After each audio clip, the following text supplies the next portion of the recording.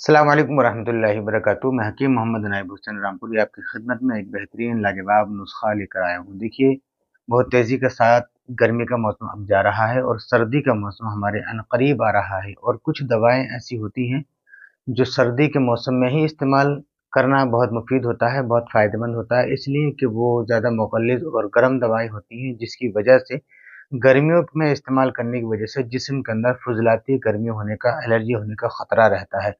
तो जो लोग क़ुव्वत-ए-बाह से कमज़ोर बहुत ज़्यादा रहते हैं या शादियाँ होने वाली हैं, क़ुव्वत-ए-बाह उनके अंदर बहुत ज़्यादा कमज़ोर है, इरेक्टाइल डिस्फंक्शन की प्रॉब्लम है, बिल्कुल भी उनके जिस्म के अंदर ताकत और तवानाई नहीं है क्योंकि उन्होंने पहले ही हाथों से अपनी ज़िंदगी को बर्बाद कर लिया। तो ऐसे लोग अगर अपना इलाज करना चाहते हैं, तो इस सर्दी के मौसम में बहुत ही बेहतरीन और लाजवाब इलाज हो जाता है, जिससे कि कोई जिस्म के अंदर दिक्कत भी नहीं होती, कोई परेशानी नहीं होती और आसानी से मुकम्मल इलाज वो अपना कर लेता है। तो ऐसा नुस्खा लाजवाब मैं लेकर आपके लिए आया हूँ, जिन लोगों के अंदर क़ुव्वत-ए-बाह की बहुत ज़्यादा कमज़ोरी है, ज़्यादा उन्होंने अपने हाथ का इस्तेमाल करके जिस्म को पूरी तरह से खाली कर लिया है और अब वो इलाज करना चाहते हैं। ये शादियाँ बिल्कुल 2 या 3 महीने में के अंदर हैं, अनकरीब है शादियाँ उनकी और उनके जिस्म का लागर हो गया है, कमज़ोर हो गया है, वो पूरी तरह से सैटिस्फाई नहीं है कि हम शादी कर लें, ताकि हम आगे की ज़िंदगी अच्छे से गुज़ार सकेंगे।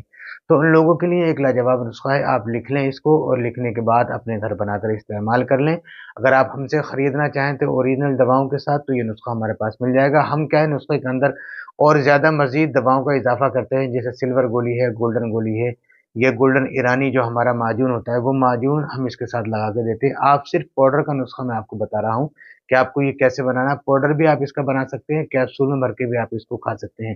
देखिए, सबसे पहले आपको लेना है सालम पंजा आपको लेना है 50 ग्राम, सालम मिश्री आपको लेना है 50 ग्राम। देखिए, सालम पंजा, सालम मिश्री दोनों के अंदर असली और नकली का इश्यूज़ बहुत ज़्यादा आ रहा है। ये 2 तरह की होती है, जो नकली होती है वो बिल्कुल व्हाइट कलर की होती है, सालम पंजा भी, सालम मिश्री भी। आप इसको दूर रखें क्योंकि इससे कोई फ़ायदा नहीं होता, ये बिल्कुल बेकार होता है। इससे जिस्म के अंदर कोई भी ज़र्रा बराबर भी इफ़ेक्ट नहीं होता है। तो इसको आप दूर रख दें और जो ओरिजिनल वाला सालम पंजा और सालम मिश्री है वो आप ले आएँ। इसके साथ आपको लेना है सताबर 50 ग्राम, सफ़ेद मूसली 50 ग्राम, काली मूसली इसके अंदर 50 लेना है आपको 50 ग्राम और इसी के साथ आपको बिदारी क़ंद लेना है 50 ग्राम, अकरकरा ईरानी आपको लेना है 50 ग्राम, शकाकुल मिश्री इसके अंदर आपको लेना है 50 ग्राम और दोस्तान मोहतरम ताल मखाना भी इसके अंदर आपको 50 ग्राम ले लेना है। ताल मखाने के साथ आपको तोदरी सुर्ख़ और तोदरी सफ़ेद दोनों तरह की आपको 50-50 ग्राम इसके अंदर शामिल कर लेना है।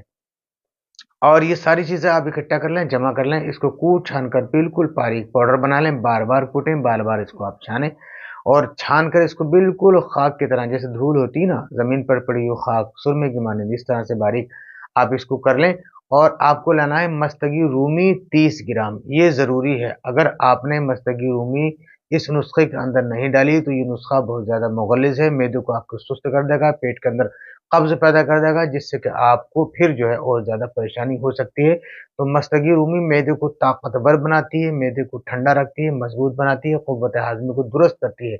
30 ग्राम आप ले लें और उसको पहले हल्के से धूप में सुखा लें और खरल में डालने के बाद एक-एक दाना डालें और हल्का-हल्का इसको खरल करते रहें ताकि इसका पाउडर आसानी से बन जाए। फिर आपको इसको मस्तगी रूमी को इस पाउडर के अंदर मिला लेना है।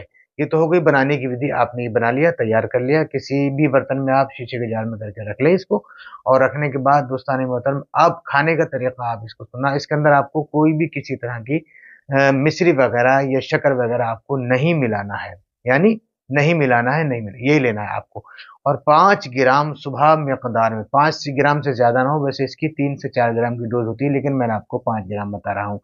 5 ग्राम आपको सुबह खाली पेट आप 1 गिलास दूध से तकरीबन 300 ग्राम दूध से आप इसको खा लें और शाम को खाना खाने से 1 घंटे पहले आप इसको खाएँ।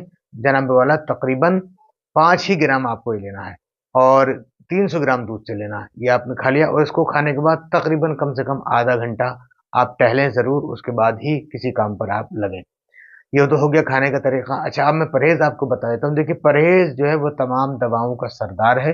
परहेज़ अगर आपने तोड़ दिया, तो कोई भी नुस्खा पूरी तरह से सक्सेस नहीं होता है, कामयाब आपको नहीं करता है। तो इसके अंदर परहेज़ बहुत ज़रूरी है, आयुर्वेदिक दवाओं के अंदर।